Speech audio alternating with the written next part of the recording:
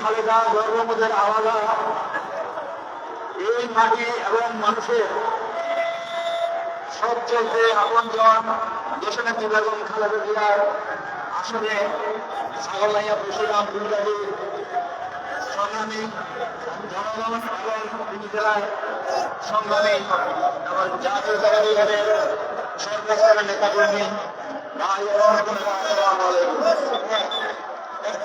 আমি আসলে বক্তব্যের জন্য বসতে ছিলাম না, আমি শুধু একটা কথাই বলবো, 5ই আগস্ট গণঅভ্যুত্থানের পূর্বে স্বৈর শাসক অতীত সরকারের দোসরেরা এই